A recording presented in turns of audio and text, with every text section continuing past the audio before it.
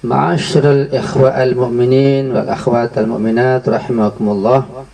Kita lanjutkan pada halaman 22 tentang fadilatus surati, keutamaan surat Al-Baqarah.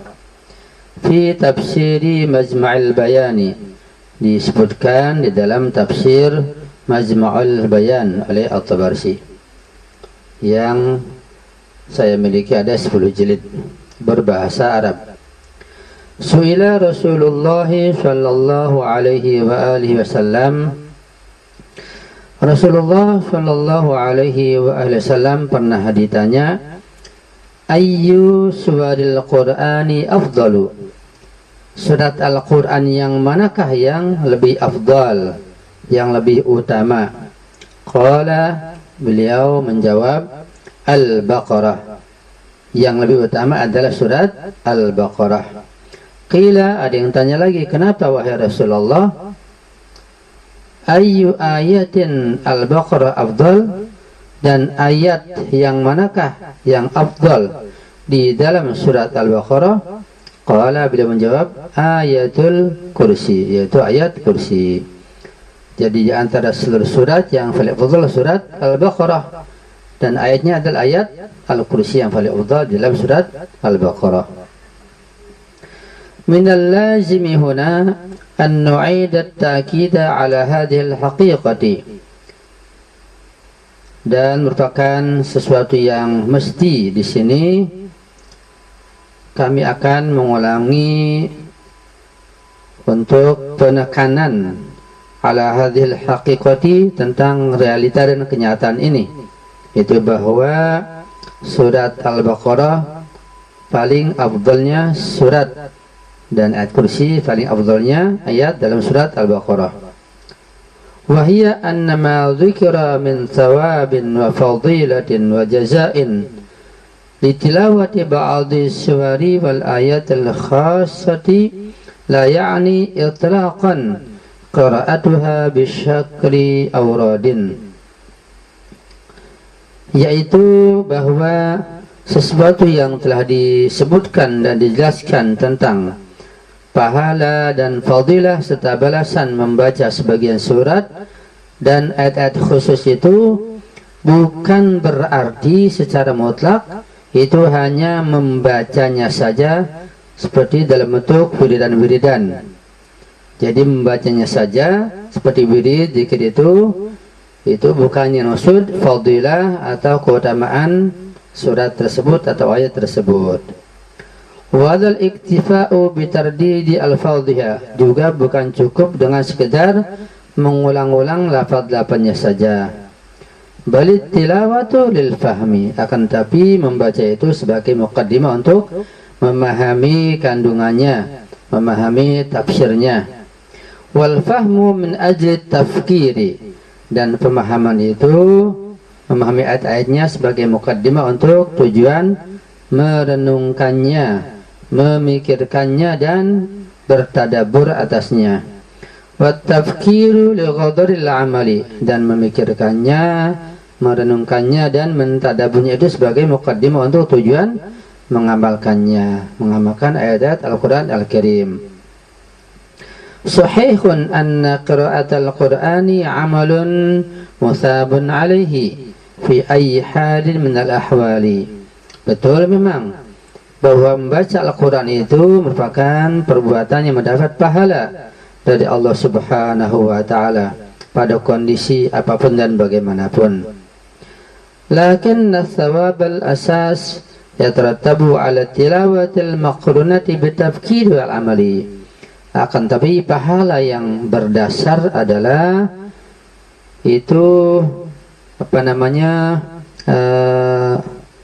pengaruh dari membaca atau dihasilkan dari membaca yang dibarengi dengan tafkir, memikirkannya, merenungkannya, memahaminya, wal amal bihi, dan mengamalkannya. Itu artinya membaca Al-Quran dengan sebenarnya, bukan sekedar membaca saja, tapi harus dibarengi dengan memahami maknanya, memahami tafsirannya, kemudian merenungkannya dan mengamalkannya. Jadi membaca Al-Quran sebagai muqaddimah, untuk memahaminya. Memahaminya muqaddimah untuk mengamalkannya dalam kehidupan kita sehari-hari. Itulah tentang membaca dan fadilah Al-Quran Al-Karim. Kita masuk pada ayat pertama surat Al-Baqarah. Bismillahirrahmanirrahim. Alif Lam Mim. Dzalikal kitabu la raiba fihi hudan lil muttaqin. Dengan nama Allah yang Maha Kasih lagi Maha Sayang. Alif Lam Mim. Alif, Lam, dan Mim. Ada 3 huruf. Dzalikal kitabu, kitab itu atau kitab ini, la raiba fihi, tidak terdapat, raiba syakka, tidak ada keraguan di dalamnya sama sekali. Hudan, dan dia kitab Al-Quran ini atau itu sebagai hidayah, sebagai petunjuk. Bagi siapa? Lil muttaqin, bagi orang-orang yang bertakwa. Tahqiqun fil hurufil muqatta'ati fil Qur'ani, penelitian tentang huruf-huruf muqatta'ah di dalam Al-Quran Al-Karim. 29 suratan min suril Qur'ani tabda'u bi hurufin muqatta'atin. Terdapat 29 surat dari surat-surat Al-Quran itu dimulai dengan huruf muqatta'ah seperti Alif Lam Mim, Yasin, Hamim, Shad, Nun, Kaf, Ha, Ya, Ain, Shad, dan seterusnya. Itu huruf muqatta'ah. Ada berapa? Ada 29 surat yang diawali dengan huruf muqatta'ah seperti Alif Lam Mim, Shad, dan seterusnya.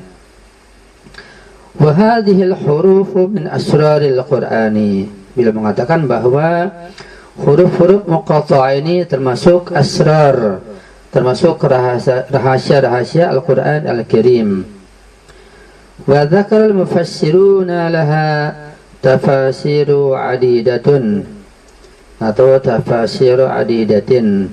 Dan para mufassir menjelaskan dan menyebutkan bahwa tentang huruf muqatta'ah itu berbagai macam penafsiran yang berbeda-beda.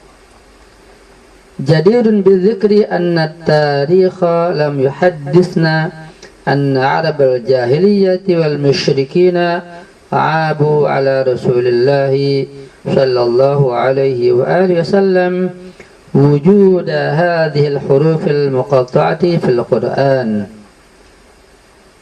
Sangat layak untuk disebutkan dan dijelaskan di sini bahwa sejarah tidak pernah mengkisahkan dan menyampaikan kepada kita bahwa orang-orang Arab jahiliyah dan kaum musyrikin itu menganggap hina atau menjelek-jelekan kepada Rasulullah dengan adanya huruf muqatta'ah di dalam Al-Quran seperti ini.